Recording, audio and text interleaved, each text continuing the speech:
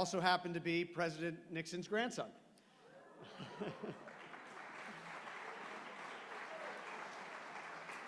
And very proud grandson, I might add as well. Very proud of my grandfather and his achievements.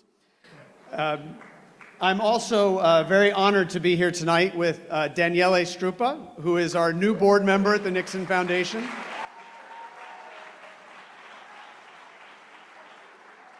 And clearly the very popular president of Chapman University. You're doing a great job for the Nixon Foundation and Chapman. So I also need to point out that Sandy Quinn is here, and he is a great friend of the Nixon family. He goes back to the pre-presidential days, and he just told me that, he told my mom actually, that I'm a lot more comfortable now speaking in front of a crowd than I was when I was 10 years old. So that just shows how long Sandy's been around. But Sandy, thank you for being here. We really appreciate having you as well.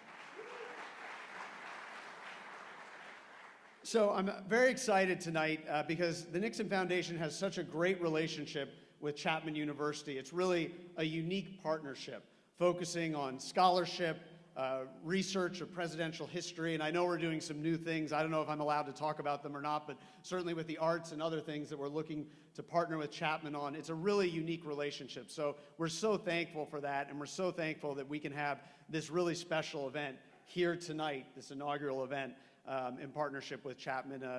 Chapman has been a great friend of the Nixon Foundation, and we're just really thrilled to have you here. So thank you so much for being here tonight.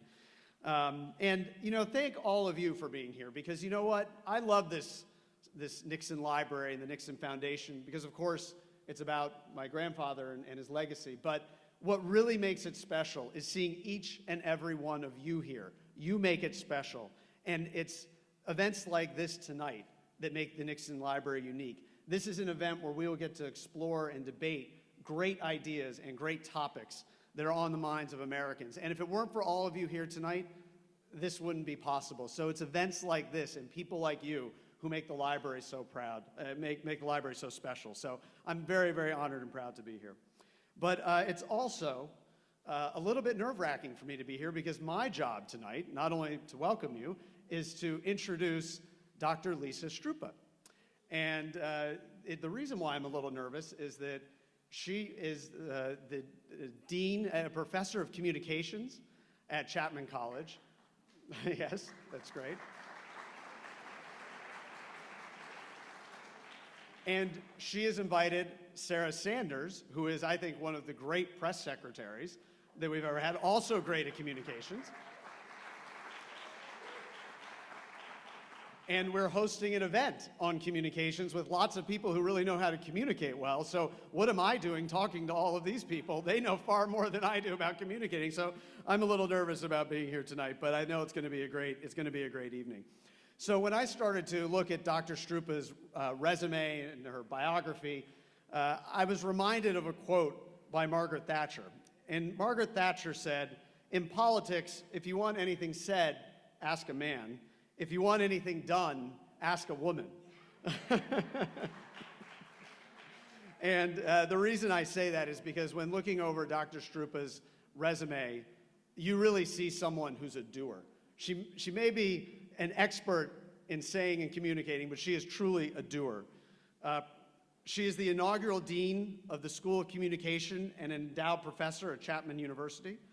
Prior to founding the school in 2016, she served as chair of the Department of Communication Studies and founding head of and master of the Science Graduate Program in Health and Strategic Communication in Chapman. She's published over 150 scholarly articles and edited over 12 books. For a layperson like me, that sounds like a lot, so I'm very impressed by that. But I also think it's important to note that she's very deeply rooted in the Orange County community, serving on the board of directors of the Laguna Playhouse, and until recently on the board of the Susan G. Komen Foundation of Orange County, and as a trustee of Area 5 of the Orange County Board of Education. So Dr. Sparks is a doer.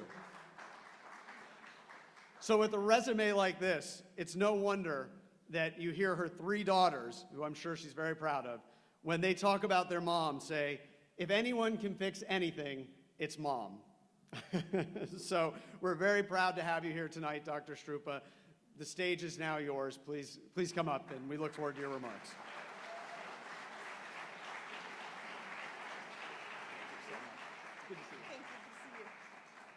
Thank you, Chris, for your kind introduction and support. I would like to welcome everyone to the launch event for the Center for Freedom of Expression and Media Integrity. Thank you so much for coming tonight. We're very excited about our event tonight. I want to thank the Nixon Library and all the Nixon Library staff and Nixon Foundation staff for helping us to organize the event. I'd like to thank Chapman University staff as well. It's really been a team effort to bring everyone here to have this event for you all tonight.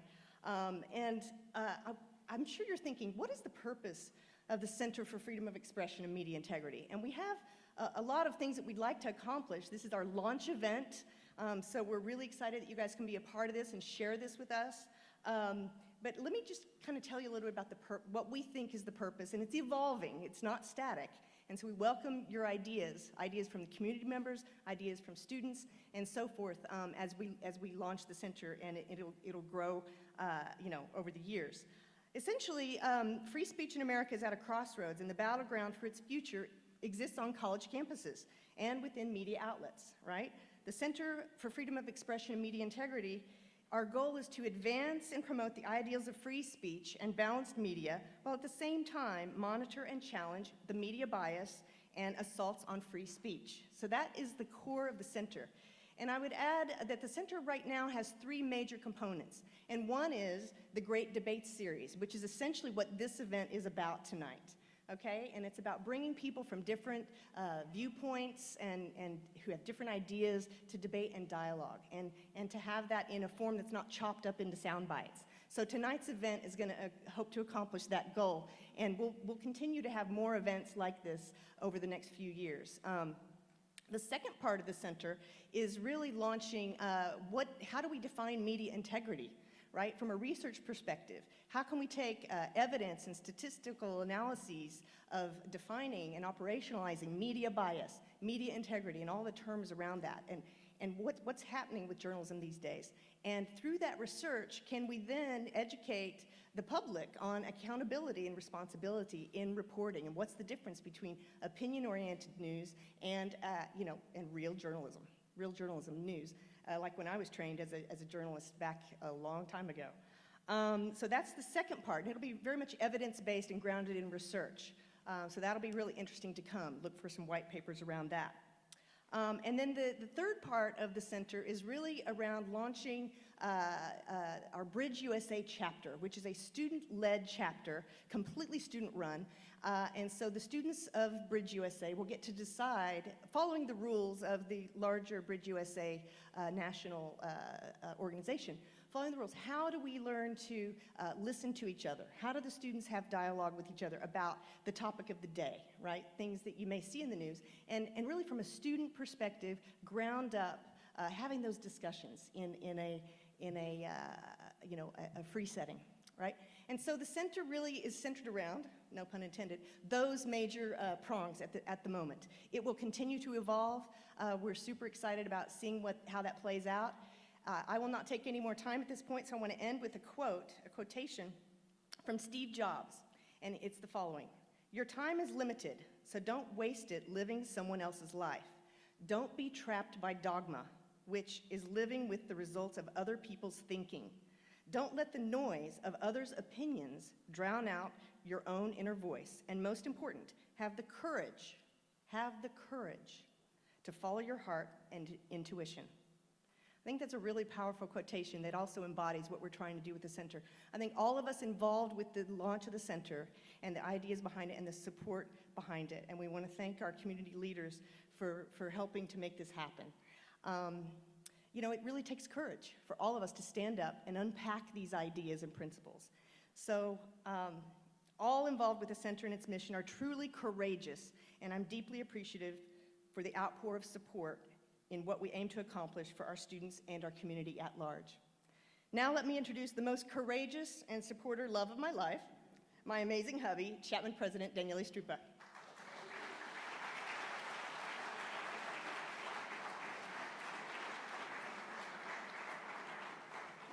Thank you, Lisa. It's such a pleasure to be here. I have to say it's been a real honor to be admitted part of the board of the Nixon Foundation, so now I consider this as my second home. Chapman being the first, and here is and it's so wonderful that we can partner together for events like this. So thank you to the entire board here and everybody at the Nixon Foundation for your friendship.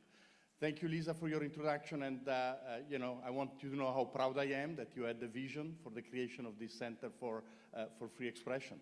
So this, you know, when I get up in the morning, yes, we can applaud.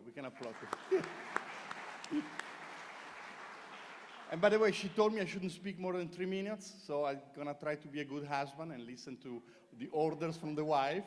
So, but you know, when I get up in the morning, one of the first things I do, like most of us, I look at my phone, and the first thing that pops up is the Chronicle of Higher Education.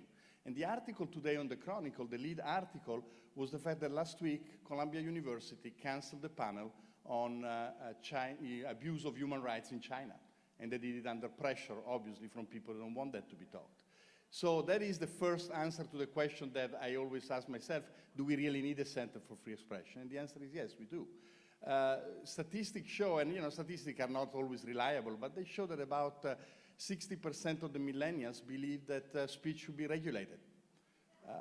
Even worse than that, 48% of Gen X and 47% of baby boomers, people like me, believe the speech should be regulated.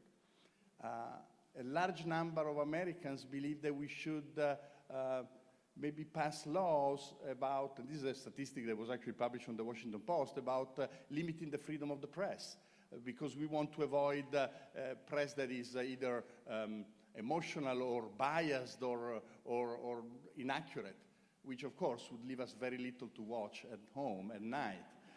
So yeah, so we do need this, and you know, more than 50% of undergraduate students in the United States have been surveyed, and they say that it's okay to disrupt a speech by a speaker that they don't like. And then the question I always receive from my students, I talk to my students about free speech all the time, and one of the questions they come up with is, but President Stroup, why do you want to protect hate speech? And we know, not everybody does, but we, those of us in this room, know that hate speech is protected by the First Amendment. And the question is, why should we do that? And of course, you know, as parents, as spouses, we don't encourage negative speech from our kids, but there is a reason for that. Even if we agree that we're gonna curtail hate speech, the next step is the difficult one. Who decides what is hate speech? What is hate speech to me is passionate advocacy to somebody else. What is hate speech to some other people is art for me. So where do we draw that line? Is drawing this line that would make impossible for us to go to a comedy show. It would be impossible for us to appreciate modern art. It would even be impossible for us to voice dissent. So if we decide that we don't care about free speech, we have to kiss goodbye to art, comedy, dissent, open dialogue. And I think that that would be the greatest loss for our society. So I am committed as president of the university to free speech.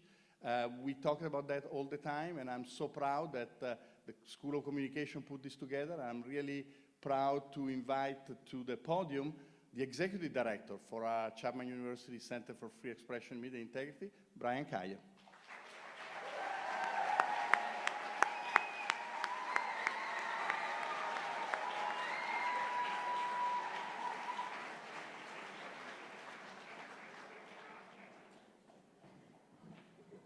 That might be the warmest welcome I ever received, so thank you all very much, especially for my students. Thank you all so much for being here. As you know, free speech and media are two of the things that define me as a person, and they're so critical to both our community, but also our democracy. So I'm so happy to be able to lead the Center for Free Expression and Media Integrity at Chapman University. But I'm more excited that of the 500 people who are here tonight, over 150 are students. So let's give them a round of applause for being here as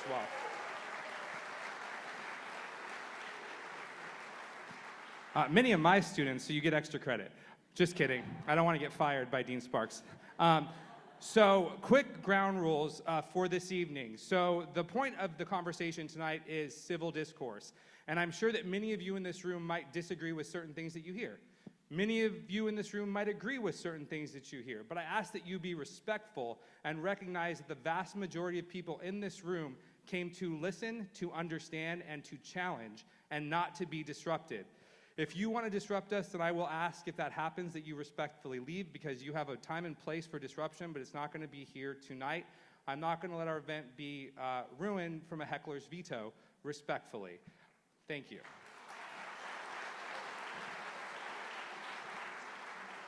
With that said, I know you guys don't really care about me, so you want to hear our speakers. So without further ado, let me welcome our two speakers for this evening, Press Secretary Robert Gibbs and Press Secretary Sarah Sanders Huckabee.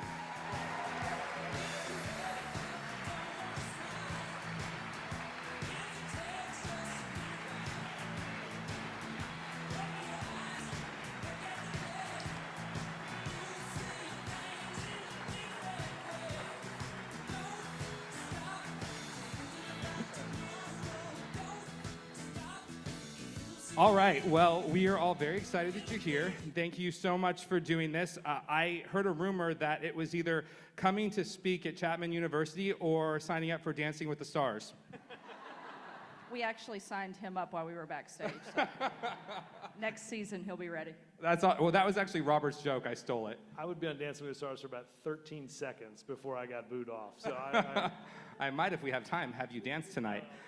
So before I go into questions with the two of you and then audience questions, a real quick note about audience questions. There are note cards at your seat. If you want to write a question down, write it, hold it up in the air, and we'll have folks who will come pick it up and give it to me. With that said, I wanted to have some opening remarks. You all know why we're here: civil discourse, media integrity, and free expression. Would one of you like to kind of give your thoughts to start? Go ahead. well, first, thank you for the invitation and the opportunity to be here. I think there are very few things that are more important than, I think, the freedom of expression.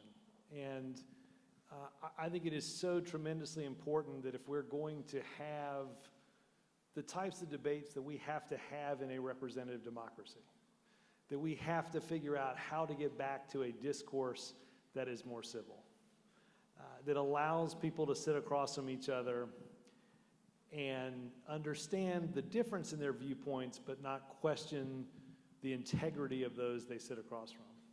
Because quite frankly, if we can't do that, we'll never make progress in this country on any issue. I think freedom of expression is also so important on college campuses because, and I was saying this earlier, this is, for a lot of kids, the first time they get away from where they've grown up. And they take with them a certain set of experiences and a certain set of beliefs and values. And for the very first time, they're sitting not at a dinner table with the same people that have those same set of experiences, but a collective group of experiences and values and thinking that allows them to challenge where they've come from and what they think and why. And it's imperative that we provide the space to do that. Because if we don't in this world, we're going to, I always stumble over it, but I call it the Amazonization of our politics. So you've probably all ordered a book off of Amazon. And if you order a book off of Amazon, you know there's that section underneath it that says, if you liked Where the Crawdads Sing, or if you liked The Nightingale, you'll love these 5 books.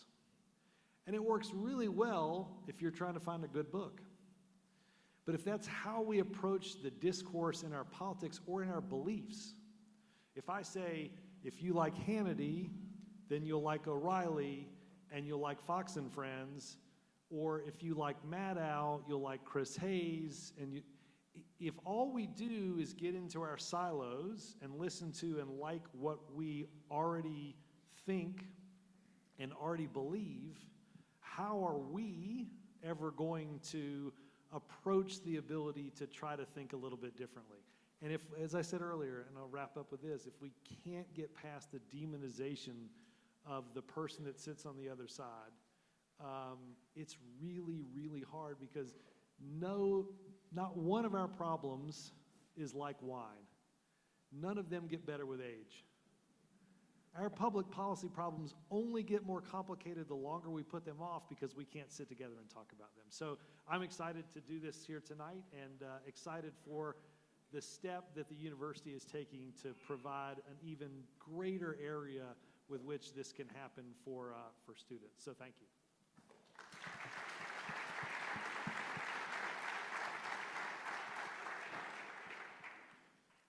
Some of you may be surprised, but I actually completely agree with literally everything he just said. Don't worry, we'll fix this. We'll change that in a little bit. Don't worry. Oh, yes, we will.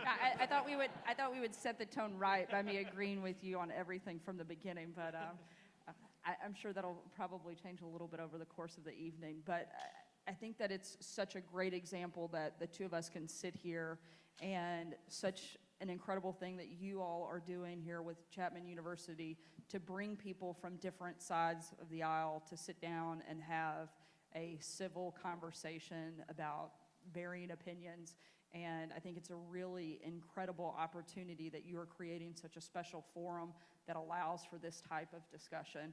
I think it's something that is certainly needed in today's political climate that is so polarized and so angry so much of the time, that if we can take a step back and really listen to each other and have positive conversations, I think that there's a lot to grow from that. And so it's really important what Chapman University is doing through the Nixon Library and through the foundation, and it's an honor to be here and really excited about being part of this conversation and the launch of this effort, and look forward to a great discussion, and I think we're going to have a lot of fun. So thank you so much for having us. Awesome. Okay, so as my students can attest, and my mother who's here as well, I love controversy. It's my favorite thing. I was born into it, I feel like. So I want to start with some controversial questions, and I actually want to address controversy head on. So as you both probably already know or suspect, there were some social media posts, there were some stories that were very critical about us having this event, and even asked for us to rescind the invitation to one of the two speakers tonight. I can't believe that would ever happen. I'm so sorry. And so I want to address. I like how he didn't tell which one, so everybody just gets to wonder. I'm just trying to be diplomatic. Sarah, I'm gonna start with you on this one. One of the things that was most evident in the criticism that came through about us inviting you was the idea that President Trump has said that the press is the enemy of the people. And in some of those emails or even stories, it was attributed to you as saying that as well and defending it. And the question was, and I'm just going to ask the question for those who had sent that, is why should we have you come speak if you view the press as the enemy of the people? Well, I actually don't view the press as the enemy of the people and haven't stated that. What I have said is that I do think that there is a big problem with fake news. I do think that's a real thing. I think it happens on both sides. I've experienced it heavily on one side, but I do believe it exists on the conservative and the liberal side. And I think it's a really dangerous thing in our society. I think bad information informs people to make bad decisions. And we have I think, absolute responsibility to protect the freedom of the press and freedom of speech, but with that comes great responsibility. And freedom of the press doesn't mean freedom to make things up. It doesn't mean freedom to drive opinion and call it news. And I do think that informing America is absolutely vital to our success and vital to our democracy, but it has to be good information, and it has to be accurate information. And I think that so often we have blurred the lines between what is news and what is opinion, and we've got to get back to where there is a clear line of what is opinion and what is news, and I think we've lost a lot of that. We've lost a lot of accountability in journalism, and I'd like to see that come back. I think the president has done a great job. People can disagree with me on that, but I think that if you look at the country as a whole, we're doing tremendous. And I think that is because of this president and because of his leadership. However, 90% of the news about this president is negative. And I think if you look at what his success has been and look at all of the coverage, you wouldn't think that a single positive thing ever came out of the White House. And I just think that's a really fair part, or unfair and disservice to the American people. Do you think?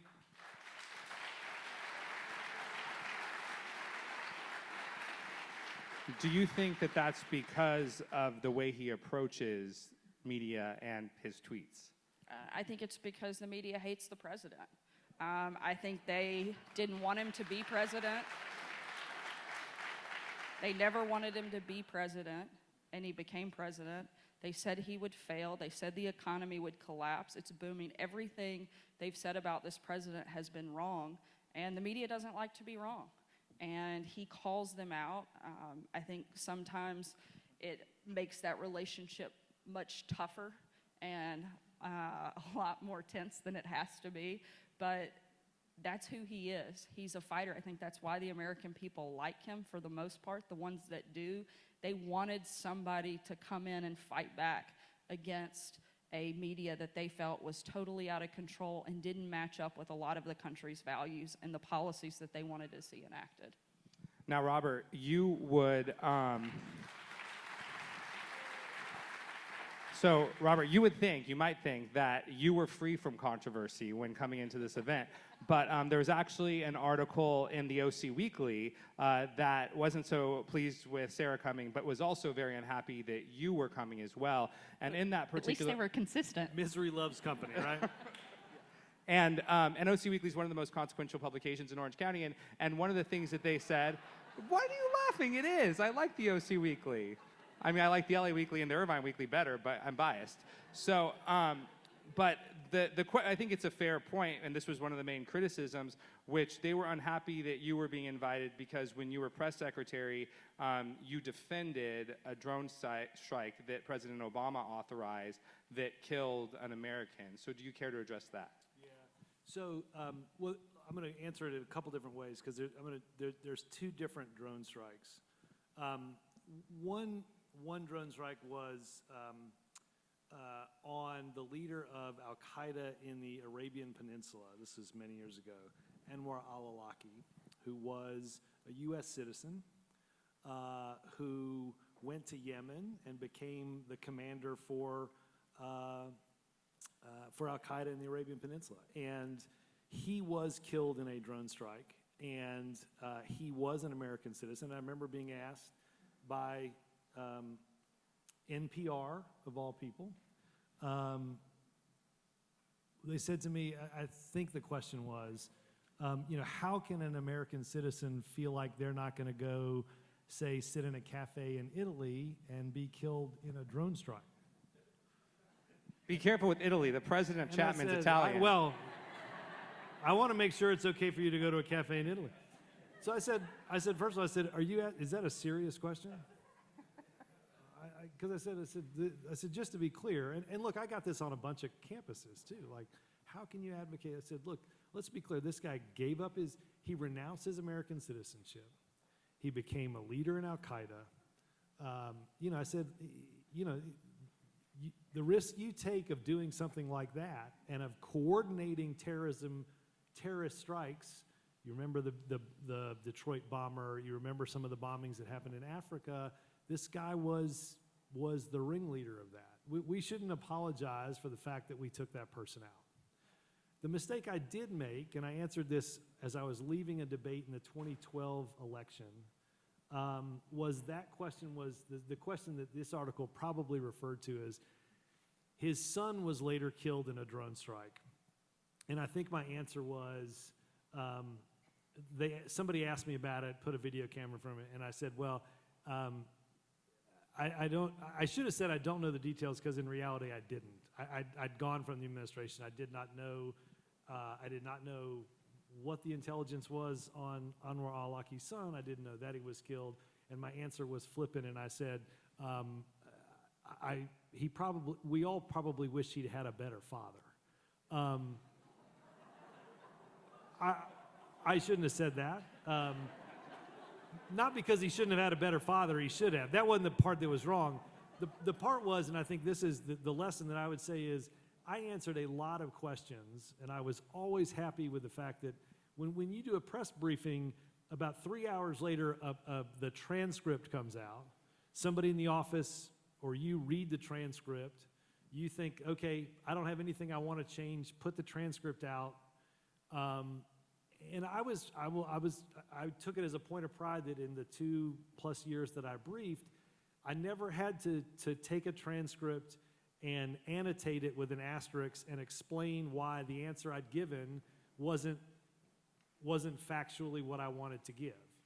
The mistake I made in that was I didn't know the background and I tried to answer the question. It was an answer I wish I hadn't given. It still, I'm sure, lives on the internet. His dad is a very bad person, and it wasn't a bad thing that I still don't know the circumstances, honestly, of his son. His dad was the leader of Al-Qaeda in the Arabian Peninsula, and we all can sleep better that he's no longer with us. So. Okay. So I have a couple more questions that I'll ask in a couple minutes in relation to all that kind of stuff, but I want to segue for a second into media bias, but particularly the term fake news. So we hear the president use fake news a lot. It's become something that is commonly referred to in media and discussions on cable news stations. Can you guys share your kind of definition and also opinion of fake news? I'll go first. Since I think my boss coined that term, I will take that one. I think fake news is information that is not correct, that is not accurate, or that is misleading, particularly purposefully misleading, or laced with so much opinion that it is not news. To me, that would be the definition. I talked about it a few minutes ago. I think it's a dangerous thing to provide the American public with factually incorrect information and not always validated information and call it news and call it facts. And just as a follow-up, because we're actually doing a documentary being filmed here tonight, you're all famous, on misinformation and fake news. Would you Trust me, it's not all it's cracked up to be. would you differentiate misinformation and fake news? I think they kind of go hand in hand. I mean, that's my personal opinion. I think that they're very similar. I think misinformation, purposefully misleading, I think is different than just misspeaking or making a mistake, a typo. Those aren't the same things. But purposefully misleading people or pushing a narrative that isn't true, I would consider that to be fake news. Yeah. Robert. I get worried about this discussion because I feel like the definition of fake news has matriculated and widened in a potentially very dangerous way. Fake news started as a concept more appropriately if you go back into the 2016 races and you'll see, people can set up a website, create a story, they'll say, hundreds of thousands of absentee ballots were found in a warehouse in Ohio. And you can put up that story on the internet and you can sell ads and you can make a ton of money. And it's not even remotely real. It never happened. There aren't these mysteriously uncovered, uncounted absentee ballots in a warehouse in Ohio. And there's great articles you can look on almost any source of some of these type stories where they'll interview people and they'll say, yeah, I was just messing around and realized I could make tens of thousands of dollars selling ads that are generated by algorithms on these websites. That to me is fake news, right? I get worried that we expand this definition into news where there's a mistake, news we don't like. Look, show me a press secretary that likes everything that's written about them, and I'll show you a press secretary who's not reading anything that's being written about them. And I remember walking out of the White House and just a week or two after realizing I would get in arguments with people about words for no particular reason, right?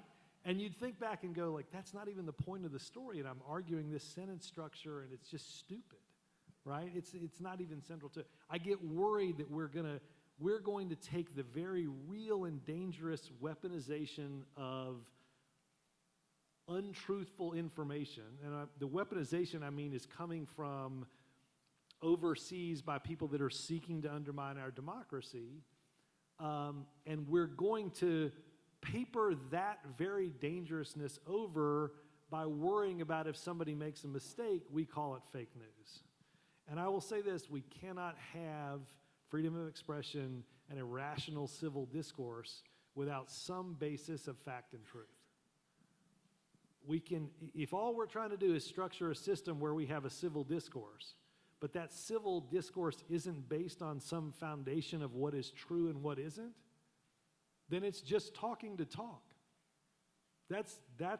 And there's no particular utility in that, and there's no reason to have a center or a freedom of that.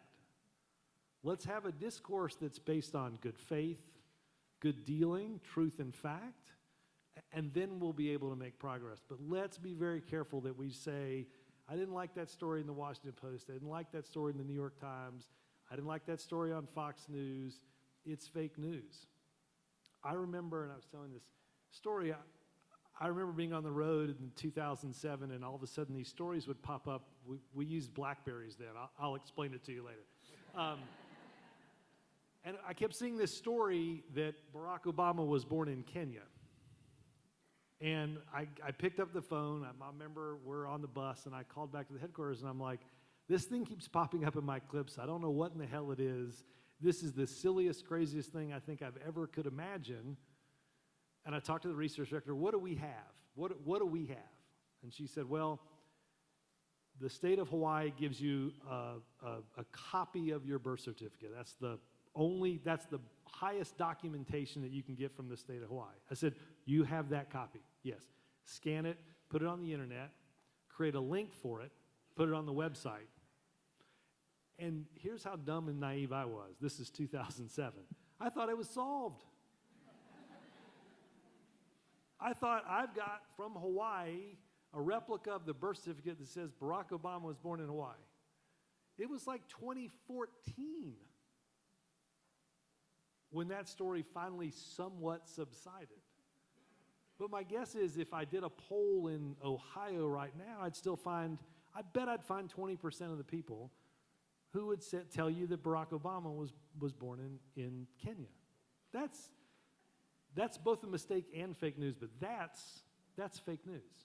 But that's what fake news. I think you hit on a really great point about just completely fabricated stories and how quickly they can spread due to social media and the amount of access that everyone has to information.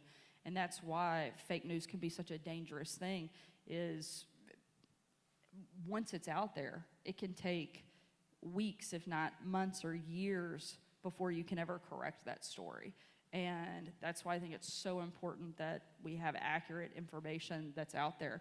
And with the ability for anyone who has a phone or a computer to be able to create something that looks like news and put it out and disseminate it, it's a really scary thing, particularly when you have so many foreign countries that want to infiltrate and influence our elections and so many other things in our society, and they have that ability too. I think it's a really scary and a very dangerous thing to have so much access to bad information and the ability for it to spread so quickly. And it becomes scarier when you have platforms that are bigger than, well, the biggest social media platform is larger than the population of the largest country on the planet. And they will tell you they can't stop this. Now, they also accepted ad buys in 2016. Somebody paid in rubles. That's not fake news, by the way. Now, I don't know at some point why somebody's radar didn't go off that we're selling ads on Facebook and somebody's paying in rubles. So there is, when you take the weaponization of fake news and add in the weaponization of a platform that can circulate it to 2 billion people with the click of a mouse, you've got a dangerous cycle that can genuinely inflict some serious damage on our democracy. So you've both kind of, shown that your concern around fake news, and also interestingly enough that how fake news or misinformation or fabricated stories can move their way around through social media and through mainstream media. But what do you do about it, particularly with social media? Would you guys, I mean, can we censor it? I don't think so, but I'm asking you. Well, I think as it relates to certainly, I mean, what becomes even more dangerous about it on different platforms is now, it's one thing if Sarah's got her friend list on Facebook and I've got my friend list on Facebook and I say, I saw this article, I can't believe this, we should all get outraged, and I put that in my feed, or Sarah puts that in her feed. The danger now is I can pay to put that in Sarah's feed, right? There's an entire, obviously, the company's worth $500 billion for a reason. I think we have to look at the structure of how fact-checking is done, particularly around paid media, because I think if you don't put some guideposts in, I can't stop my sister-in-law's mother from sending me the email that says Barack Obama was born in Kenya, and did I know, and I'm not sure I really want to work on this campaign. But it's different if somebody can pay for that article to show up in her news feed and make it look like it's from a normal news organization. And I think if we don't begin to think about how we do some of that, I actually think the way Twitter handled it is probably actually not the right way to do it. They said, we're not going to do any advertising. There's no political advertising. I don't think that makes any sense. We have to have an engaged citizenry. We have to test ourselves on beliefs and issues. It also means you can't have advertisements on a whole host of issues that are important. I think, and I'm sure they do a lot less of it, and they can do it. Snapchat does some fact-checking, and I think we've got to institute some of that in this. And if you figured out a way to connect 2 billion people in this world, you can figure out a way to fact-check some political ads. And particularly if every time you do an earnings call, you emphasize the fact that the amount that is gained from this platform selling political ads is so small, yet they literally with the same breath will say, but our ads don't have that much of an impact. At the same time, they have case studies on the website that show what the impact was. You're worth $500 billion. You can figure this out, I can assure you. I agree. You've got some of the smartest people in the world that work for some of these companies. I don't think censorship is the right answer, but I do think that they could put some accountability into the process and some type of a fact-checking system. Again, I think you make a great point. I mean, you created Facebook, I mean, from nothing, and it's revolutionized the way that people communicate. I think if you can do that, you can certainly figure out a way to have some sort of accountability process that goes through, particularly at least the paid advertising and some of the other media components of the system. Okay, so you guys are getting along way too much. So let me see if I can ruin that. So I thought it was all about civil discourse. you could have civil discourse and still not get along. So question, and Sarah, I'm going to start with you, and then you guys can have some back and forth. Do you think that, since one of you is from the Obama administration and one of you is from the Trump administration, do you think that media has covered the Trump administration the same way it's covered the Obama administration? No.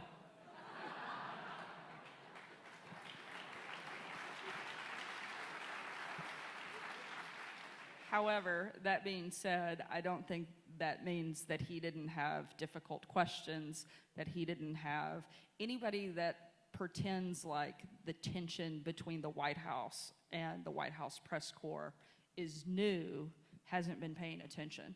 There's always been a contentious relationship at times between the White House and the press corps. They have very different jobs. And when you have a different objective, then there's going to be some friction. So I say that. However, I do think that this president has been covered completely unfairly and has been attacked from the very beginning, and oftentimes a completely out of control way. I also think that it goes beyond just the president. People in the administration, I think, and correct me if you feel differently, but I don't know that there are as many people in senior roles in the Trump administration that have become household names because they have been forced into the public eye, sometimes very unfairly and very much in a personal way. Addresses and home addresses published on media sites and encouraged to be protested and things like that in a very, very personal way. I've been attacked by the mainstream media. The LA Times reporter attacked my appearance. I got attacked at the White House Correspondents' Dinner while I was a guest on stage for my appearance, not for my job performance, but because of the way I looked. I think that that level of attack to the staff is unprecedented for any administration. We talked about this earlier, but to my knowledge, I'm the first press secretary in the history of the country to ever require Secret Service protection because of the level of threats and the intensity with which the negative attention came. And so I think a lot of that is just because of the polarization of the country. I don't think that's all driven by the media by any perspective, but I certainly think it has been enhanced and pushed by the media and their desire to come after this president in such a negative way.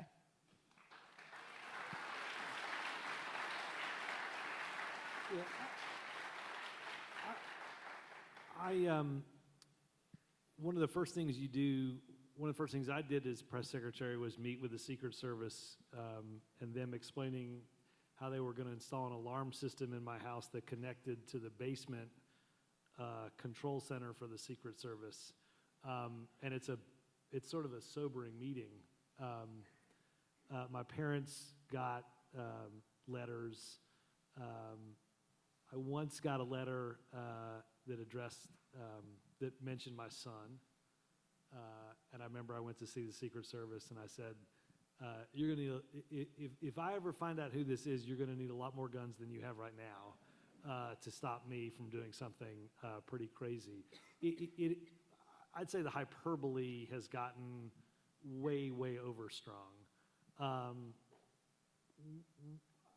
We had really,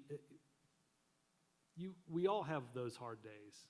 I was saying this in the interview earlier. I mean, and I don't mean this in a bad way, but some of the toughest questions I got were from Major Garrett at Fox News, and not because Major Garrett was working at Fox News.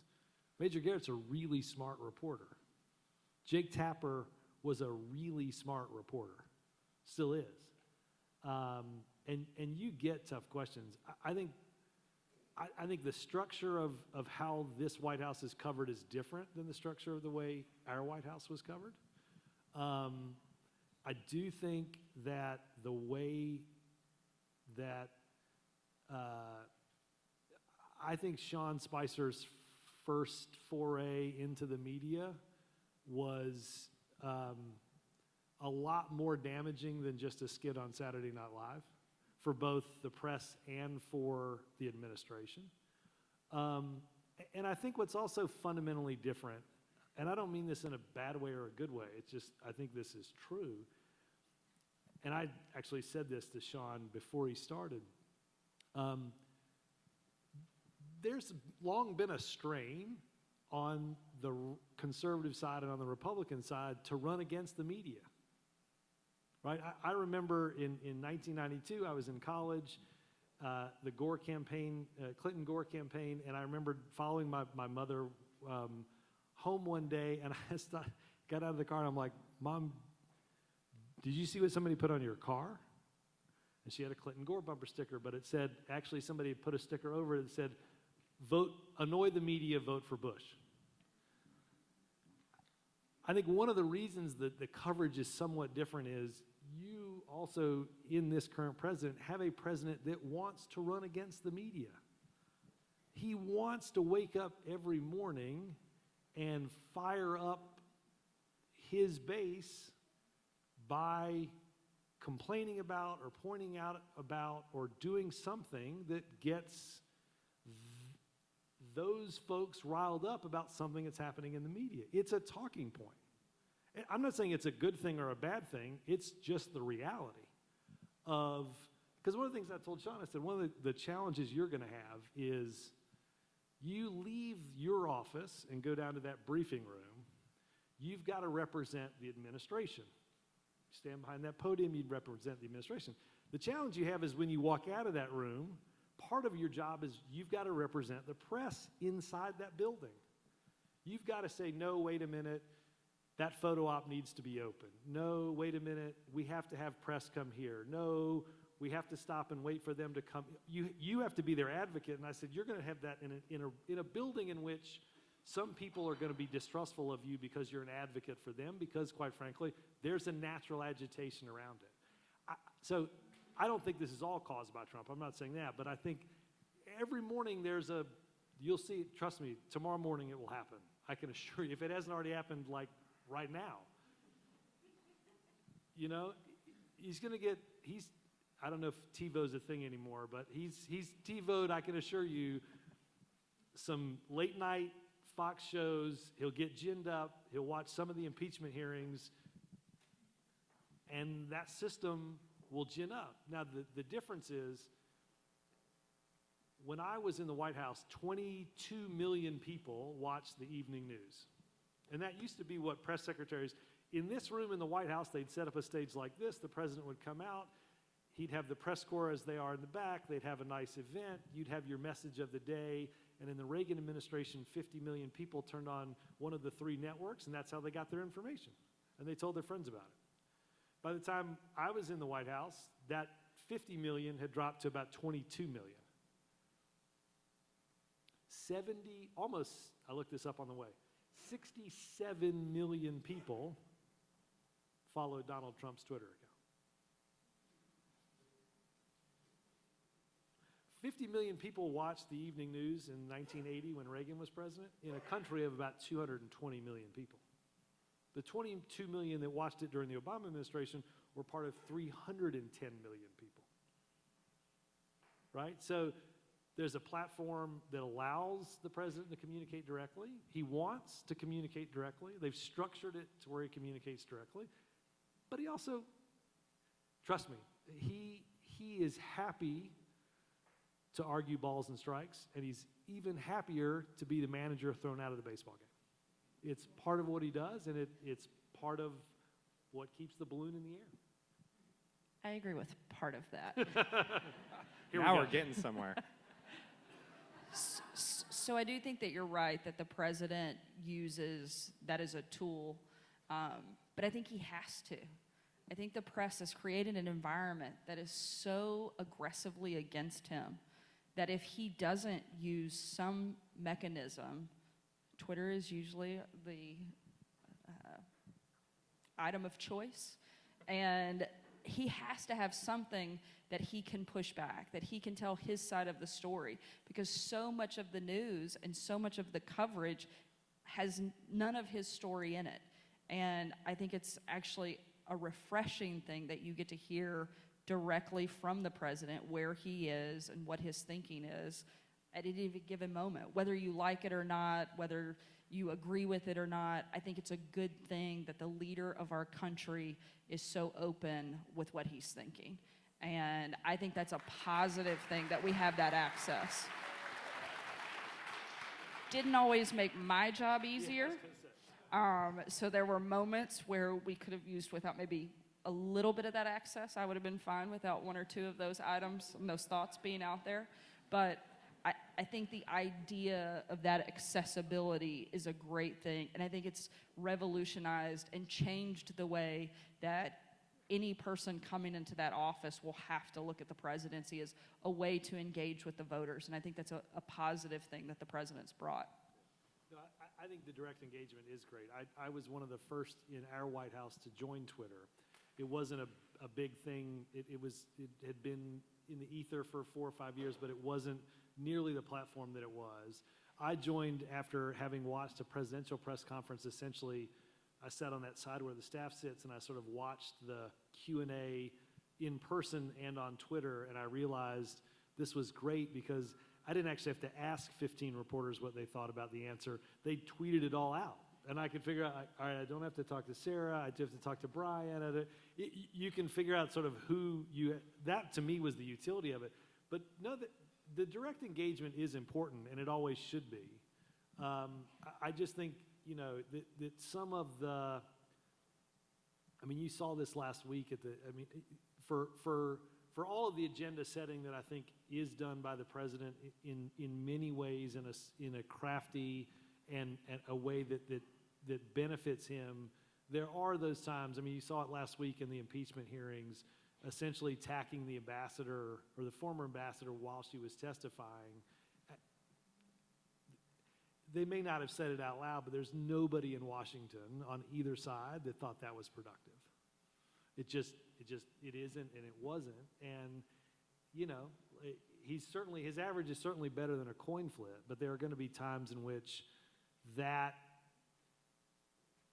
vitriol and that acceleration of that vitriol is not helped by some of the types of direct engagement that you see.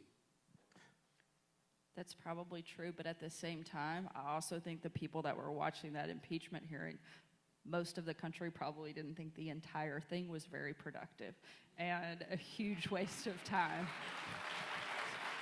So I think that the 30 seconds it took the president to tweet out is far less of a loss of productivity as we've watched as Congress has spent hour after hour, day after day, not getting anything done and instead wasting time on this entire process, which I think everyone knows will ultimately go nowhere and we'll be right back where we started, except the timeline for things like USMCA will be over. American workers will be left behind instead of moving forward when we could have been focusing on really productive things. I don't mean that as a negative towards you, because obviously you're not in Congress, but I think if we want to talk about a lack of productivity, I think the best place to look right now is probably Congress. All right. So you guys opened the door for impeachment, and obviously we have a lot of questions around impeachment. And Sarah, you kind of gave your thoughts on it. So Robert, I'll let you give yours as well. Where's impeachment going? Well, I mean, I think the end game has largely been decided. I'd be shocked if he wasn't impeached, and I'd be wildly shocked if anything but acquittal happened. When you say impeach, you mean there'll be a vote in the House that says let's impeach him, and the trial in the Senate will fail. Yes. Okay. I think that mathematically that is almost certain. I watched, I was one of those unproductive people sitting on United Flight 1748 today watching.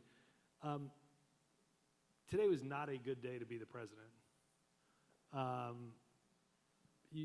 You got a defense official that testified the Ukrainians knew the aid was being held up when they were on the phone call, and you've got an ambassador that's appointed by the president saying that there was a quid pro quo and it was arranged from the very top and they were executing it. So I think not a good day for him, not a good day for the defense that keeps sort of, I'm not really sure what we're on in terms of volume of what the message is for why this isn't bad or what this isn't. But I think to me, I think you'll see what will happen in the House likely before Christmas. I think there's a bit of a debate internally on the Republican side of whether to have a very quick trial in the Senate, to have a longer one in the Senate, and actually keep, you talked about unproductive. I think Mitch McConnell wants to have an 8-week trial, or some people do, so that the presidential candidates are not sitting in Iowa or in New Hampshire or Nevada or South Carolina or the other 46 states. but instead listening to what they know is a fait accompli in the Senate. So I think that's likely what's going to happen. I don't expect that you'll see huge numbers of people in the public opinion move, because I think there are very, very few people that have not probably already made up a decent portion of their mind.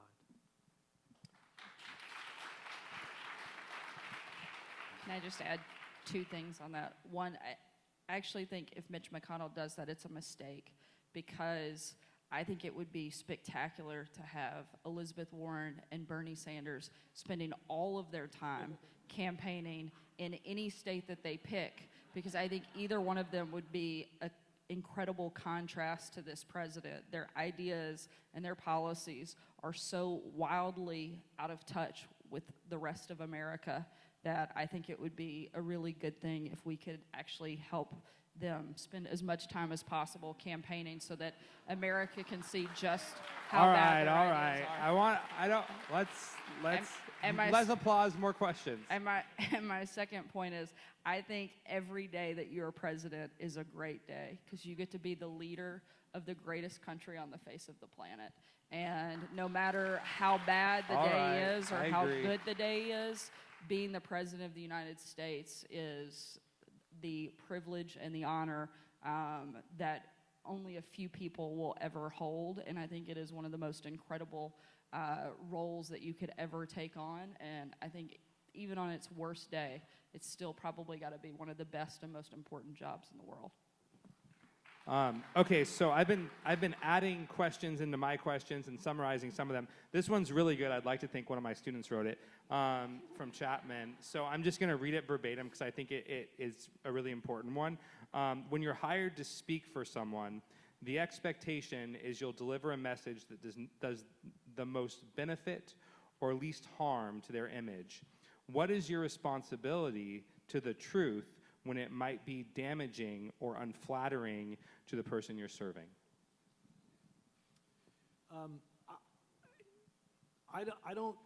You can't go in the room and you can't be an effective spokesperson if you're not grounded in the truth. Because the moment that you begin to tell reporters that are seeking the information that you have, and they realize that they're not getting it from you in a truthful way, they'll stop asking you. You'll become, you're not valuable to them in any way. And look, there were days in which I would go out there and you'd have to answer questions and there weren't good answers, or you'd have to go out and answer questions and they were messy. But if you go out there and you knowingly deceive, again, you're not going to be doing this long. And you're doing a tremendous disservice to the operation of that democracy. If we're not willing to if we're not willing to have this discourse and base it off of a foundation of fact, then it's just talk. And if you don't like your answers and you feel like you have to make them up, get better answers. And I used to do this. I would go, I usually briefed at 1 or 1:15. It would always slip.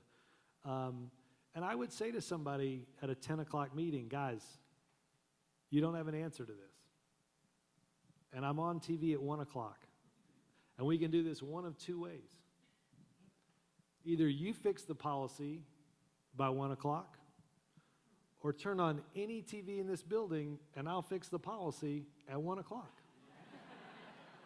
Now, I'm not going to make it up, but I'm going to break the tie. And there were a couple of times where they were arguing over something. This was when we were, it was during the first sort of probably 4 or 5 months, and we had a stimulus program where you could you could trade in an older, less environmentally efficient car, get a break if you bought a car. Cash for Clunkers, I think was the name. I remember getting a call from the transportation department, and you know, they'd structured a certain amount of money for the program, and they called me up and they said, like, we think the money's going to run out like mid-afternoon on this day. What do you mean the money's going to, like, what do you, I said, so, well, like, is somebody keeping track? Like, so if I go buy a car at 2:30 and Sarah buys a car at 2:31, is somebody going to tell her that I'm sorry, I got the last money and you don't? And these guys were all arguing about it. And I finally said, guys, 1 o'clock, pick any TV in the White House. And they didn't come to an answer. So I walked out there and I fixed the policy. Program runs all day. Saw the Secretary of Transportation later in the afternoon, and he said, we're sorry we didn't get you an answer. We got to go back to Congress to get the money you just spent. But he said, thank you, because we couldn't get to an agreement. And in some ways, I think that briefing is important to be able to do that, to sort of, but you got to be careful. And as the press secretary, you're told things, and you've got to, the first probably week of the administration, I noticed that 7 or 8 people were going home with a notebook every night. And I said to my assistant, why do these guys have this briefing book and I don't? And I talked to the staff, and the chief of staff said, well, I figured there's some things you just wouldn't want to know, because if you get asked, you can say you don't know and you don't know. And I said, well, that sounds great, except if I don't know, what good am I? I said, you got to trust me with the information that I can steer around not saying something that I shouldn't say, but at the same time not deceiving that I don't know it. Bob Gates was our Secretary of Defense, and there were a whole series of photos of some soldiers in Iraq had desecrated bodies on the battlefield after they'd been killed this had been several years before our administration, but these photos had been found. And we had made a pledge to release the photos. Controversial. And I had made that announcement at a briefing, they're working through this. They're trying to get them in basically giving us the ability to release the photos, but we'll make them public. It's going to take us about 10 days to do that. I'll be back to you. And I remember I went out to brief probably about a week later. And right before I went out, I walked to the president, to the Oval Office, to ask him a question I knew that I would get to make sure that we were in sync. And I am walking into the Oval just as the door opens, and Bob Gates and President Obama are walking out. And I get my question to the president, and he says, look, I'm glad you're here. I just talked with Bob. We're not going to release the photos. We had a long conversation about how this is going to put our soldiers in harm's way. I just want you to know that. We got to work through this, blah, blah, blah. Okay, great, no worries. Go down, I brief like 45, 50 minutes. Finally, the reporter in the middle of the room says thank you, which means I can now go.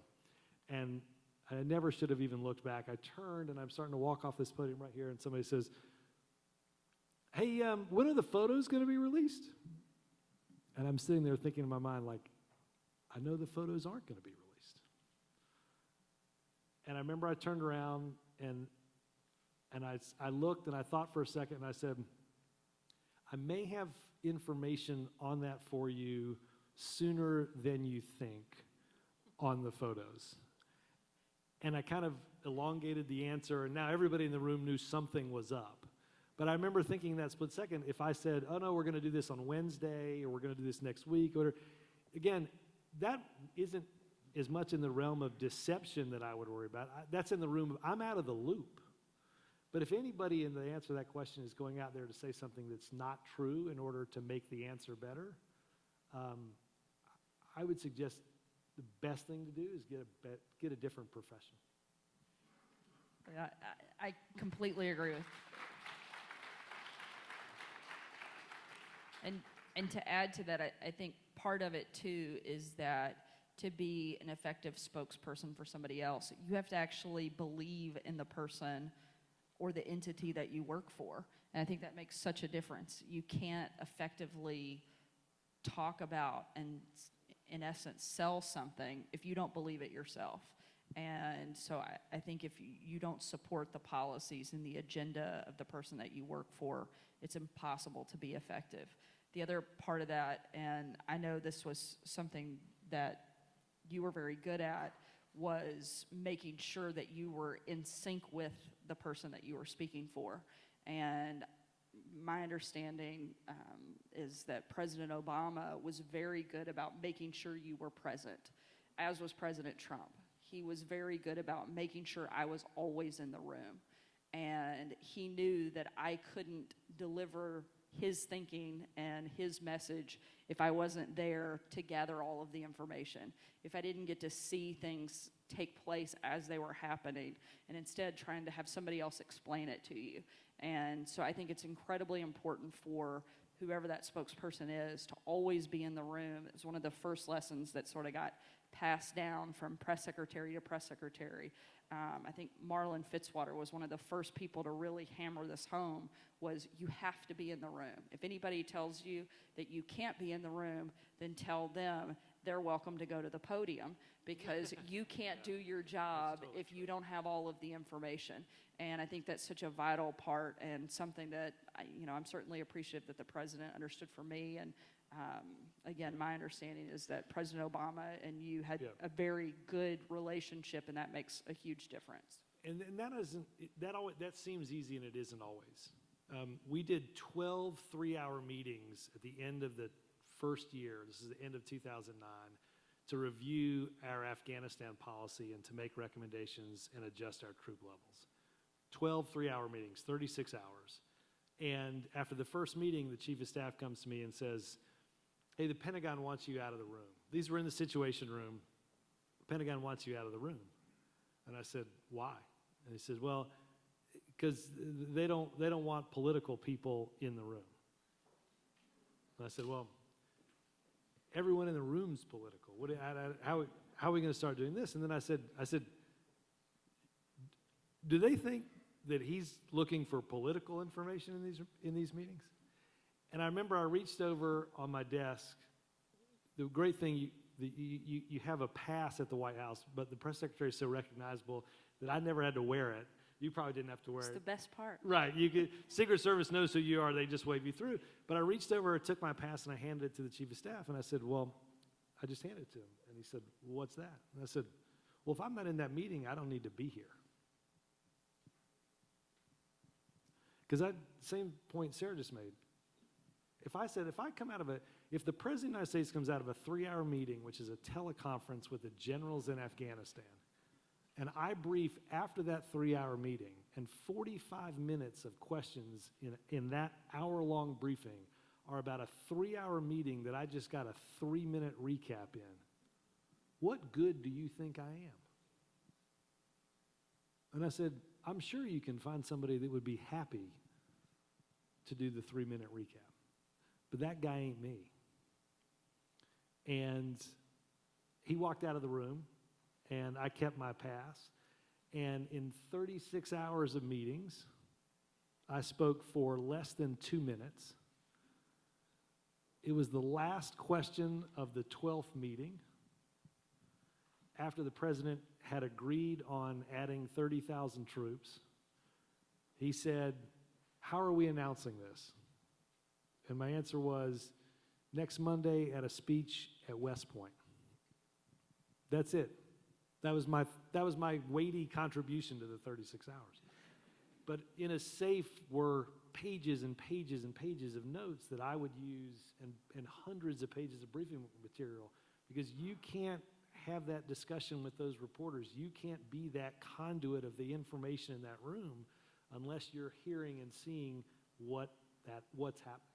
So are you both saying that you never once, while at that podium, knowingly or unknowingly lied? I can say I never knowingly gave out incorrect information.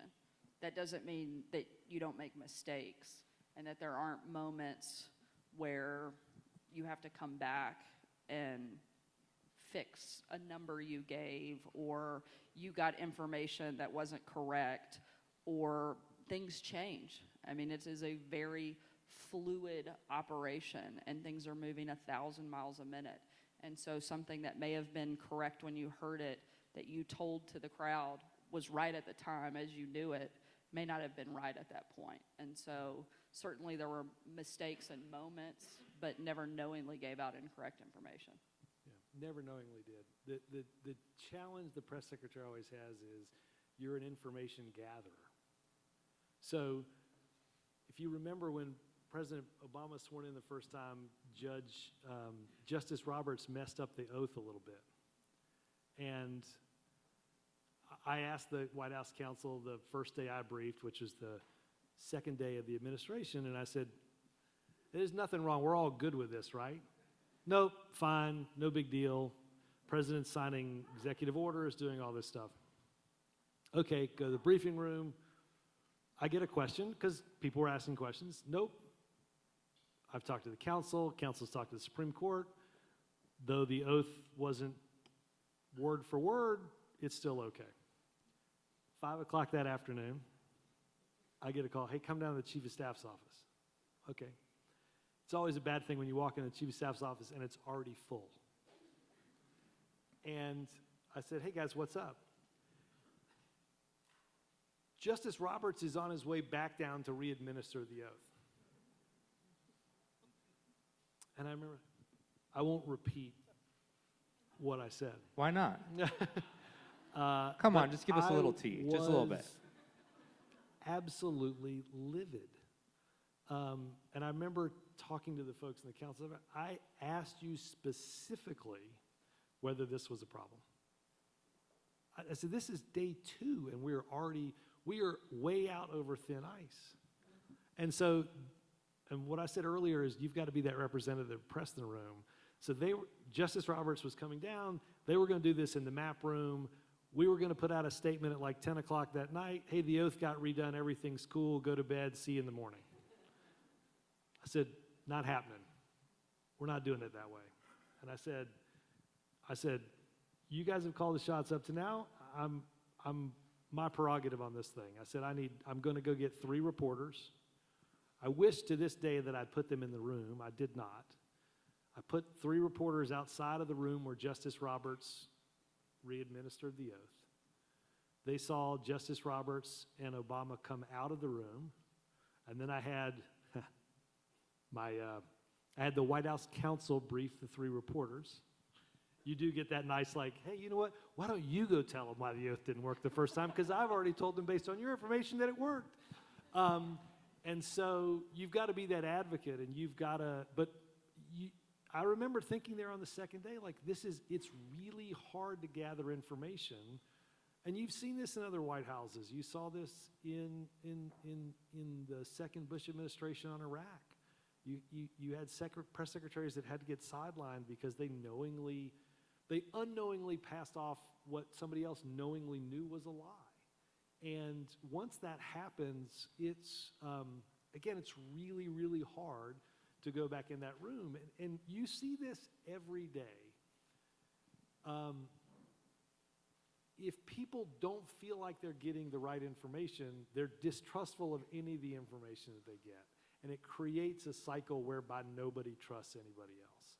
And if you're not careful, the whole system can collapse very, very quickly. Okay, I think we are out of time, but I'm going to ask one final and concluding question, which is, we have a lot of students here, 1/3 of the audience, in fact, and for many of them, these are the formative years when they're going to go into the real world. And our mission, obviously, is freedom of the press and free expression and civil discourse. As you leave your speech tonight, any parting words of advice for the students in the audience? I think the most important thing is to be involved. Obviously, I would prefer you be involved on the Republican side, but I understand that that's probably not a blanket thing. But either side, be involved. Go out, find real information, support candidates, learn about them, get to know them, spend time volunteering on campaigns, and spend time learning about the government that will control so much of your life. actually get your hands dirty and get involved in the process.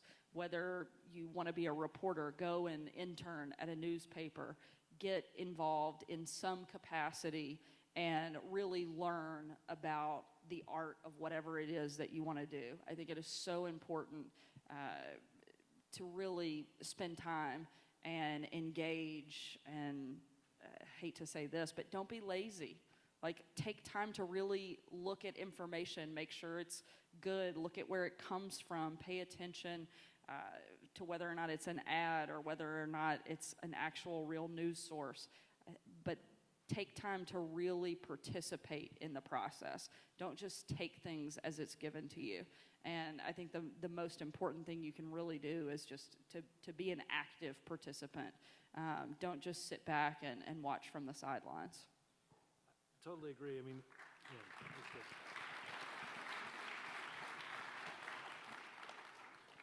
Our democracy requires active participation at every level and by every person. And you get the government, you get the elected officials that are worth your time and the time that you put into them. If you want to be a reporter, don't let the economics of what the news business looks like now deter you. There's reporting going on every single day that changes the direction of the country and changes the direction of the world. And that's really important work. And if you're thinking about going into reporting, it doesn't have to be politics, but if you're thinking about going into reporting, read a book called Bad Blood that came out last year, and you'll understand the power of investigative reporting. And the last thing I'd say, whether you're in politics or whether you're in reporting, I'll build off a little bit Sarah said, be skeptical. Make somebody prove they're right to you. Don't take it on face value that what you hear is right. Put it through the lens of your thinking and your values, and put it on its own treadmill of truth and seek what is the right answer, and determine that for yourself. And once you do, feel free to give that on and to educate others. But start by looking at everything a little bit skeptically until you are sure of it yourselves. Thank you. Thank you very much. Thank you very much. Let's have a round of applause for our speakers, and thank you so much for coming tonight.